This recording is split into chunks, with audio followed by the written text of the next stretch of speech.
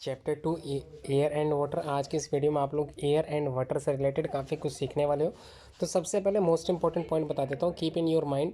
तो अपने माइंड में आप लोगों को रखना क्या क्या है। Layers of the atmosphere, composition of the air, properties of air, water क्या होता है, इम्प्योरिटीज़, इन जो वाटर में इम्प्योरिटीज़ पाई जाती हैं उसको आपको पढ़ना है।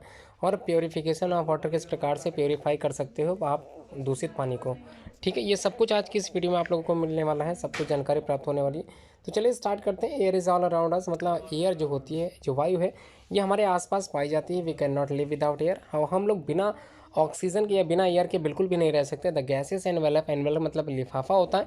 तो जो गैसियस एनवेलप बना हुआ है which are surround the earth all side is called atmosphere. और हमारे आसपास का जितने भी गैस से भरा हुआ जो भी एनवेलप दिखाई दे रहा है, जो भी हम लोगों को लिफाफा दिखाई दे रहा है, हमारे आसपास का जो क्षेत्र दिखाई दे रहा है, उसको हम लोग एटमॉस्फेयर कहते हैं। ये आप लोगों को पहले हेडिंग में ये बताया गया है। ठीक है, layers of the atmosphere, atmosphere की कौन कौन सी लेयर्स होती हैं उसको आपको डायग्राम के माध्यम से समझाया जा रहा है। इसको अच्छे से समझ लीजिए आप लोग। तो यहाँ पर लिखा है the atmosphere is not the same all the way up. हमेशा हम सेम सिमिलर टाइप का नहीं हो सकता। It is thick near the ground and gets thinner as up to go where the atmosphere end, जहाँ पर ख़त्म होता है द स्पेस बिगिन, वहाँ से स्पेस चालू हो जाता है। ठीक है, in the space there is no air, और स्पेस पे ध्यान रखिए कोई भी एयर नहीं पाई जाती है, या फिर ये कह लें कि वहाँ पर ऑक्सीजन गैस की उपस्थिति बिल्कुल नहीं होती है। The atmosphere is divided into several layers based on the composition, temperature and the other properties. तो the according to the temperature, मतलब तापमान को देखते हुए, कंपोजिशन ऑफ एयर को देखते हुए, जो लेयर्स ऑफ द एटमॉस्फेयर उसको काफ़ी भागों में बांटा गया, जिसमें से पहली लेयर आप लोगों को समझनी है वो है ट्रोपोस्फियर। तो क्लियर हो गया, ट्रोपोस्फियर के बारे में हम लोग पढ़ने जा रहे हैं। द फर्स्ट लेयर जहाँ पर आप लोग रहते हो, जहाँ पर आप लोग रहते हो उसके ऊपर का जो लेयर आप लोगों को दिखाई दे रही है उसको बोलते हैं the lower most layer is called the troposphere. इसको बोलते हैं the troposphere is about 18 kilometre above the surface of the अर्थ, और 18 किलोमीटर ऊपर तक ये पाई जाती है। ये आपको दिमाग में बैठा लेना है। The troposphere is the layer in which all living, जो ऑर्गेनिज्म होते हैं दे कैन ब्रीथ, और जितने भी ऑर्गेनिज्म होते हैं वो सांस लेते हैं इसी ट्रोपोस्फियर में रहते हुए। ठीक है, उसके बाद जो 18 किलोमीटर के ऊपर जो लेयर आई उसको बोलते हैं स्ट्रेटोस्फियर। ठीक है, तो क्लियर कर लीजिए। The layer that lies above the troposphere is called stratosphere. The stratosphere is about 35 kilometre thick layer में पाई जाती है। इसको दिमाग में बैठाते चलिएगा, अच्छे से समझते चलिएगा। तो 35 किलोमीटर अराउंड द एरिया में कवर करती है क्या, स्ट्रेटोस्फियर। और लेस डेंस होती है the ozone layer that absorb ultraviolet rays located in this layer. तो अल्ट्रा वायलेट रेज जो एब्जॉर्ब करती है ओजोन लेयर, वो इस ओजोन लेयर इसी लेयर पर पाई भी जाती है। इसको भी आप लोग अच्छे से समझ लें। तो ध्यान रखिएगा, ट्रोपोस्फियर जहाँ पर लिविंग ऑर्गेनिज्म ब्रीथ करते हैं, सांस लेते हैं, वो लेयर ट्रोपोस्फियर कहलाती है। उसके ऊपर जो लेयर होती है उसको बोलते हैं स्ट्रेटोस्फियर। और इसी स्ट्रेटोस्फियर में ओजोन लेयर पाई जाती है, जिसका काम होता है अल्ट्रा वायलेट रेज को रोकना। ठीक है, क्लियर हो गया। मोस्ट इंपॉर्टेंट गैस होती है ओजोन लेयर, जिसको आप लोगों को समझना है कि ये पाई कहाँ जाती है, स्ट्रेटोस्फियर में पाई जाती है। क्लियर हो गया, आगे बढ़ते हैं। चलिए सेकंड पेज पे चलते हैं। और सेकंड पेज पर आप लोगों को आयोनोस्फीयर दिखाई दे रहा है। Ionosphere is the thickest of the all layer. तो सबसे मोटी जो परत पाई जाती है उसको बोलते हैं ionosphere. The cool air of ionosphere has electrically charge particle with the radios to the work. तो यहाँ पर कह सकते हैं कूल एयर पाई जाती है इसी आयोनोस्फीयर पे, नाम से लग रहा है आयन मंडल। तो ionosphere is also known as आयन मंडल। तो आगे बढ़ते हैं। एग्जोस्फीयर, नाम से ये भी क्लियर हो रहा है कि exosphere is the outer layer या exit layer of the atmosphere. The outer most layer of the atmosphere is called the exosphere कहलाती है। It consider very little air, और बहुत ही कम मात्रा में यहाँ पर वायु पाई जाती है। इस very empty space without air, और एक तरह से कह सकते हैं कि एक तरह का एम्प्टी स्पेस होता है। क्लियर हो गया। अब हम लोग बात करने आ रहे हैं कंपोजिशन ऑफ एयर की। तो हमारे आसपास जो वायु पाई जाती है, एयर पाई जाती है, उसका कंपोजिशन क्या होता है, यही आप लोगों को मैं बताने जा रहा हूँ। तो कंपोजिशन ऑफ द एयर, हमारे आसपास जो सराउंडिंग एयर है उसमें कौन कौन सी गैस पाई जाती है। तो air is a mixture of several gases, कई प्रकार का मिश्रण होता है। It conscience 78% nitrogen. ध्यान रखिएगा, ये रेशियो आप लोगों को जरूर याद करना है। परसेंटेज साइन में जो भी गैसेस दिए हैं इसको अच्छे से आप लोगों को प्रिपेयर करना है।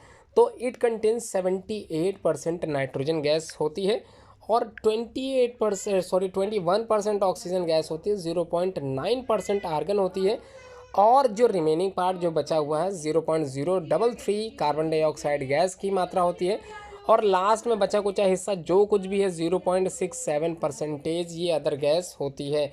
The atmosphere also contains the water vapour, smoke and dust particle. तो हमारे इस एटमॉस्फेयर में जो एयर पाई जाती है उसका एयर कंपोजिशन आज मैंने आप लोगों को बता दिया। मैं उम्मीद करता हूँ आप लोगों को अच्छे से समझ में आ भी गया होगा।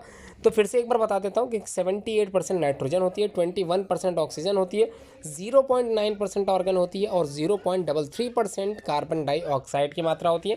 और जो भी रिमेनिंग पार्ट होते हैं वो सब 0.067% में पाए जाते हैं। The amount of water vapour present in the air the amount of water vapour present in the air is called humidity और मॉइस्चर। आप लोगों को कभी कभी जो है वातावरण में मॉइस्चराइजेशन दिखाई देता है विद द हेल्प ऑफ, इसी ह्यूमिडिटी की वजह से ये होता है present. The humidity is high when the amount of water is vapour is more in the air. जब वायु में ज़्यादा मात्रा ह्यूमिडिटी की हो जाती है तो ध्यान रखिएगा आपका पसीना बिल्कुल नहीं सूख पाएगा। उस कंडीशन में पसीना निकलता ही रहेगा। The proposition of the our body surface does not evaporate होगा quickly and so we feel uncomfortable when humidity is high in the air. We can feel the difference of the humidity in the before and after the rain. तो humidity कम तब होगी जब बारिश होगी, ये आप लोग अच्छे से समझ लीजिए। बारिश होने का मतलब ही यही हो गया। तो आगे बढ़ते हैं प्रॉपर्टीज़ ऑफ द एयर। और हमारे जो वायु की जो प्रॉपर्टीज़ है इसको भी अच्छे से हम लोग समझ लेते हैं। We can not see the air, हम लोग कभी भी वायु को नहीं देख सकते, but we can feel it, मतलब लेकिन हम लोग महसूस जरूर कर सकते हैं। The air has the following interesting properties. और ये जो वायु है इसकी काफ़ी अच्छी प्रॉपर्टीज़ होती हैं जिनको अच्छे से आप लोग समझ लीजिए। तो एयर हैज़ वेट, तो हवा के पास अपना खुद का एक भार होता है, वेट होता है, इसको भी आप लोग दिमाग में रखिए। तो anything that occupy space and weight, air also occupies space so it has weight. तो हवा भी स्थान घेरती है और इसका खुद का भी एक क्या होता है, वेट होता है। ये आप लोगों ने अच्छे से समझ लिया तो ये अच्छी बात है। आगे बढ़ते हैं हम लोग, क्लियर कर लेते हैं और चीज़। तो यहाँ पर क्या कह रहा है, यहाँ कह रहा है you can prove this performing the simple experiment. और इस चीज़ को आप एक्सपेरिमेंट के द्वारा समझा भी सकते हैं अच्छे से। तो एक्सपेरिमेंट में एक्टिविटी मैंने समझाई है, यहाँ पर आपकी किताब में दे रखी है, इसको अच्छे से और मैं समझा देता हूँ। तो चलिए बात कर लेते हैं एक्टिविटी की। तो टेक अ स्टिक, एक छड़ी आपको उठानी है, a piece of string, a paper pin and 2 balloons. तो और इन सभी की सहायता से आपको क्या करना है, एक्सपेरिमेंट करना है। तो experiment first inflate both the balloons and balance them on the stick. आप लोग को गुब्बारे फुला लेने हैं और एक छड़ के इस बैलेंसिंग में एक गुब्बारा इधर एक गुब्बारा इधर, आप लोग क्या बिल्कुल इसी तरह से प्रोसेस करनी है। Now flatten one of the 2 balloons by piercing with a pin. आपको एक बलून में पिन चुभो देनी है जिसमें से बलून क्या होगा, एक फट जाएगा। और इससे आप लोगों को कंक्लूज़न ये निकल के आएगा सामने कि now flatten one or more, then observe which balloon weight more, a balloon full of air by a balloon without air. तो और अ बलून विदाउट एयर। तो आपने देखा कि जहाँ से हवा निकली थी जिस बलून से, उस बलून्स का जो हिस्सा था वो थोड़ा सा ऊपर उड़ गया और जो दूसरी तरफ का बलून था वो नीचे थोड़ा झुक गया। तो इससे ये स्पष्ट हो रहा है कि जो स्पेस बलून के अंदर जो हवा थी उसने अपना वेट घेरा था, ठीक है। जैसे ही उसमें पिन चुभोया, गुब्बारे से हवा निकल गई और हवा ने अपना स्पेस ख़त्म कर दिया, ठीक है। तो कंक्लूजन क्या निकल के आया, the stick tilts to the side which has the inflated balloon, it shows that the air has the weight. तो इससे पता चलता है कि हवा में क्या है, स्पेस है, वेट है, ठीक है। और दूसरा है एयर एक्यूपाइज स्पेस, क्या हवा स्थान भी घेरती है, इसको भी देख लेते हैं कुछ एक्टिविटीज़ के द्वारा, इसको भी मैं बताऊंगा आज की इस वीडियो में। तो सबसे पहले समझ लेते हैं कि पार्ट्स में क्या बताया गया है। तो पॉइंट्स में, air occupies space, it occupies the entire space available to you, you can prove the performing with the help of experiment. तो एक्सपेरिमेंट यहाँ पर भी आपको करना है, एक्टिविटी बताने जा रहा हूँ। Blow into a balloon, हवा भरनी है बलून में, and hold up to tight with your finger and thumb. और थम की सहायता से, अपने उंगलियों की सहायता से आप लोगों को क्या करना है, उस बलून की हवा बिल्कुल नहीं निकलने देनी। You will find that the balloon becomes larger as air fills into it. और जैसी ये हवा भरी जाती है बलून के अंदर, वो फूलने लगता है और फूल जाता है, काफ़ी फूल जाता है। इससे क्या निष्कर्ष निकलता है कि when air is inside it takes up space, जैसे जैसे हवा अंदर जाती है बलून के अंदर वो अपना स्थान घेरने लगती है।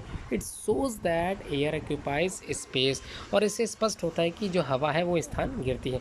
अगला, एयर एक्सर्ट्स प्रेशर, तो हवा क्या दबाव बनाती है या दबाव भी डालती है, क्या ये सही है? चलिए बात कर लेते हैं। Air exert pressure, you can prove this experiment performing by experiment. तो इसको भी एक एक्सपेरिमेंट से समझाना है आपको। तो चलिए देख लेते हैं एक्सपेरिमेंट क्या है। तो एक्टिविटीज़ में आप लोगों को यहाँ बताई गई है, take a glass full of water. तो आप लोगों को टेक अ ग्लास, एक ग्लास लेना है, फुल ऑफ वाटर, वाटर से भरा हुआ, and press a piece of cardboard tightly on the mouth, और उसके माउथ पर, ग्लास के माउथ पर कार्डबोर्ड शीट को जो है अच्छे से टाइटली क्लोज कर देना है। Now invert the gases and remove the hand slowly from the cardboard, और धीरे धीरे आपको क्या करना है, ग्लास को उल्टा करना है, इन्वर्ट कर देना है। कंक्लूजन क्या निकल के आता है, you will find that air presses covered cardboard from below so the cardboard does not fall, इसी वजह से कार्डबोर्ड गिरा नहीं था। This so that the air exert pressure, और इससे स्पष्ट होता है कि दबाव डालता है, ये जो वायु होती है ये दबाव डालती है, ये भी इस पर एक्सप्लेन होता है। ठीक है, air is needed by burning. अब हम लोग बात करेंगे ये जो एयर होती है इसकी आवश्यकता वहाँ पर भी होती है जब कोई चीज़ जल रही होती है, तो जलने के लिए भी वायु की उपस्थिति अनिवार्य है। कोई भी चीज़ तभी जलेगी जब वहाँ पर वायु होगी। तो यहाँ पर लिखा है to burn something air is required, you can prove this experiment by performing a simple experiment. तो इसको भी आपको एक्सपेरिमेंट से मैं बताने जा रहा हूँ। आपको क्या करना है, फर्स्ट एक्टिविटी में first light a candle to invert a glass over it. तो एक कैंडल जला लेनी है और उसके ऊपर क्या करना है, एक ग्लास से उसको ढक देना है। तो क्या हुआ, ग्लास को जैसे ही आपने ढका था उस कैंडल के ऊपर, जलती हुई कैंडल के ऊपर, तुरंत कैंडल क्या हुई थी, बुझ गई थी।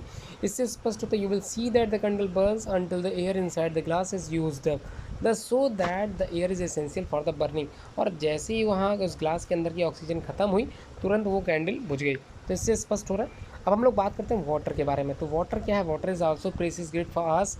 तो like air, water is also very important for life. Water is found in three forms, liquid पाया जाता है, सॉलिड पाया जाता है, और गैसियस फॉर्म में भी पाया जाता है।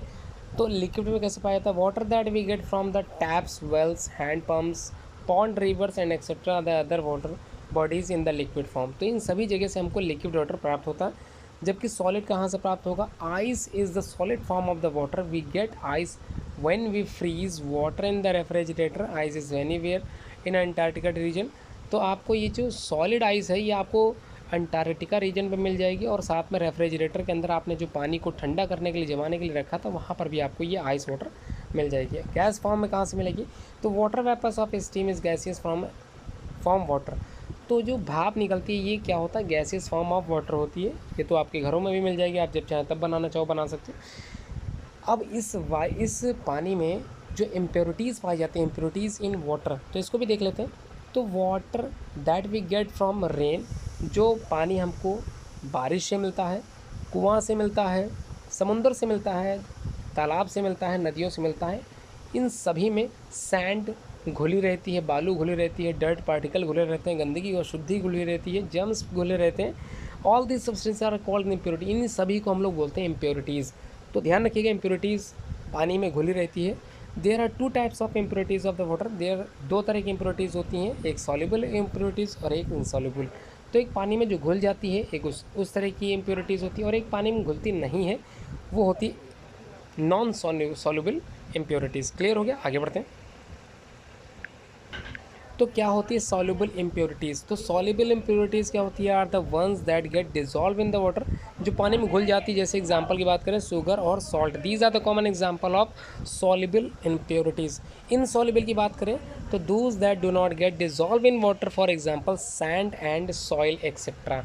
तो बालू पानी में बिल्कुल नहीं घुलती, मिट्टी बिल्कुल नहीं घुलती, ये सभी क्या कहलाती हैं, इनसॉल्युबल इम्प्योरिटीज़ होती हैं। इनको आप लोग अच्छे से समझ लीजिए। अब हम लोग बात करेंगे किस प्रकार से इनको अलग किया जा सके, किस प्रकार से सेपरेट करते हैं इम्प्योरिटीज़ को, इसको भी आज हम लोग को पढ़ना है, सीखना है। तो यहाँ पर दिखा there are various method to separate soluble and insoluble impurities of the water.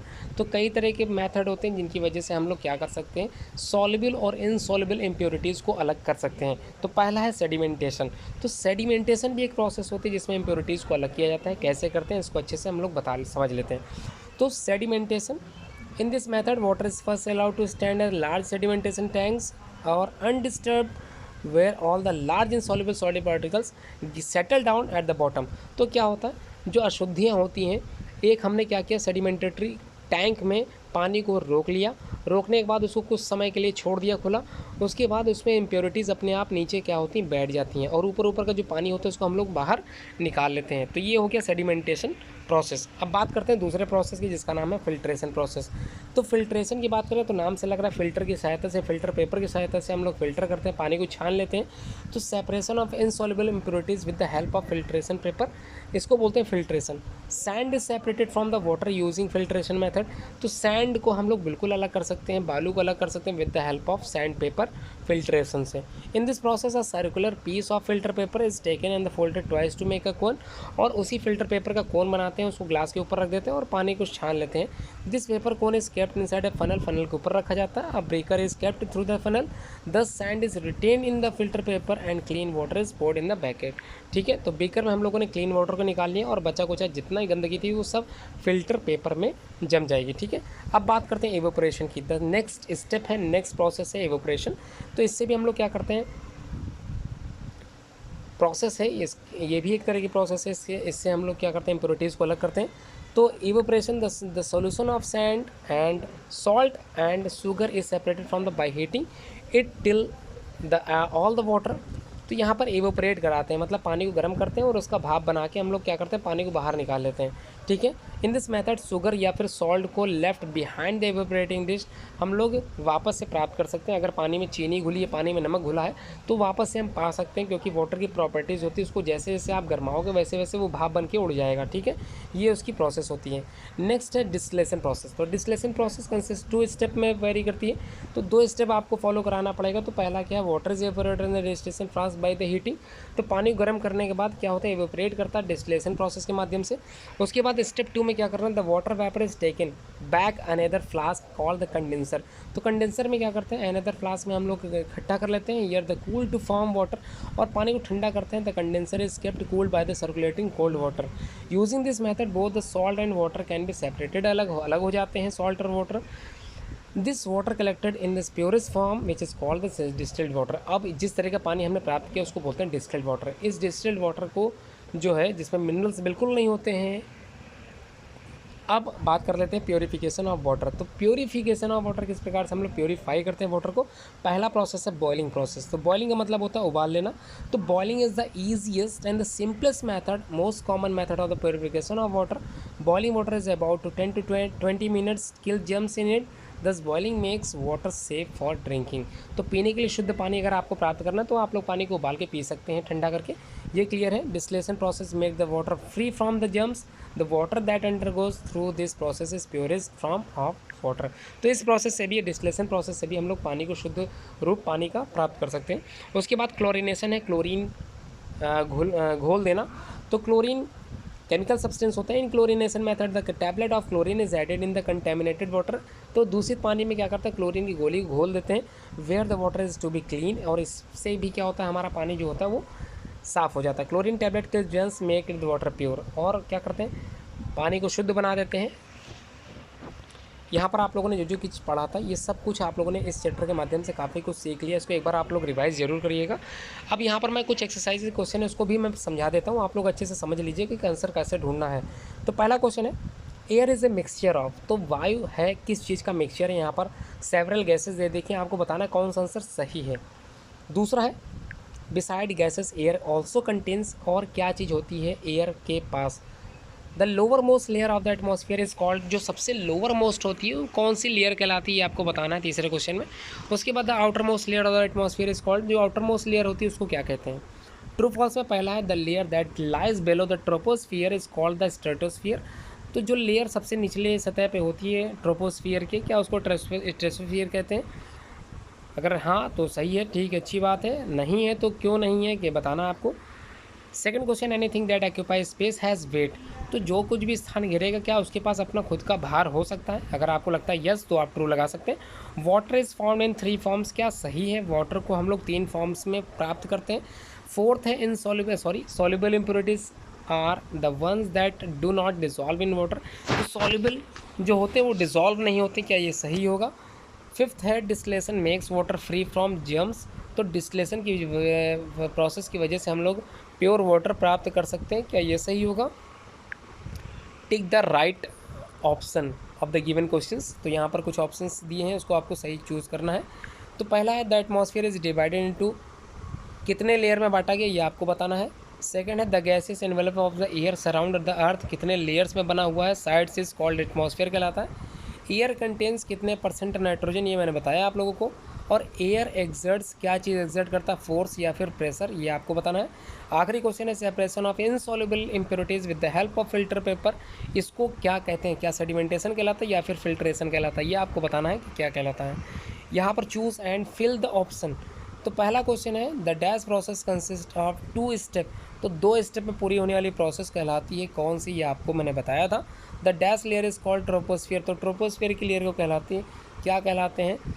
Third question है dash impurities are the one that do not dissolve in the water, तो कौन सी इम्प्योरिटी डिजॉल्व नहीं होती है। और फोर्थ में कहा गया है 3/4 of the earth is converted into, तो किससे भरा हुआ, covered into with the help of, क्या होगा ये आपको बताना है। अब ये find the answers of the following question, यहाँ से आंसर आपको ढूंढ के निकालने हैं बुक से। व्हाट इज़ कॉल्ड एटमॉस्फेयर, क्या कहलाता है, name the layers of the atmosphere, और explain any 2 properties of the air, ये आपको ढूंढने हैं पाँचों के answer. Name the kinds of the impurities present in the water, और पाँचों क्वेश्चन है name any 2 methods of water purification, तो वाटर प्योरीफिकेशन के 2 मेथड आपको बताने हैं। उसके बाद give 2 examples of the each, तो 2 एग्जाम्पल देने सभी के। तो पहला है एयर एक्सर्ट प्रेशर, इसके 2 एग्जाम्पल बताना है। एयर ऑक्यूपाइज स्पेस, इसके 2 एग्जाम्पल बताना है। और एयर पोल्यूशन के भी आप लोगों को 2 एग्जाम्पल बताने हैं। ठीक है, क्लियर हो गया। अब आगे देख लेते हैं, आपके लिए कोई प्रोजेक्ट अगर है तो मैं बता देता हूँ कि क्या करना है आपको। घर पे बैठ के आप लोगों को एक जो है प्रोजेक्ट बनाना है जिसका नाम है मेक ए स्ट्रिंग टेलीफोन। तो मेक ए स्ट्रिंग टेलीफोन आप लोगों को घर पे बनाना है। कैसे बनाना है, यहाँ पर स्टेप्स सारे दिए हैं, बिल्कुल इसी की सहायता से आपको क्या करना है, स्ट्रिंग टेलीफोन बनाना है with the help of these instructions. तो ये सारे इंस्ट्रक्शंस आपको पढ़ने हैं और बनाना है स्ट्रिंग टेलीफोन। तो चलिए स्टार्ट करिए बनाना इसको जल्दी से। और यहाँ पर just for a genius person के लिए यहाँ पर कुछ बताया जा रहा है, इसको मैं बता देता हूँ। How much fresh water is frozen into form of the polar ice, तो कितने % वाटर की frozen in the form of the polar ice, तो कितने % जमा जा सकता है, तो about 75% of the earth surface fresh water is frozen into the form of polar ice, तो यहाँ से जमाया जा सकता है। ठीक है, ड्रॉ इन योर स्क्रिप्ट, यहाँ पर आपको जो आज का प्रोजेक्ट मिला है इसको आप ध्यान समझिएगा, आपको इसको घर पे बनाना है।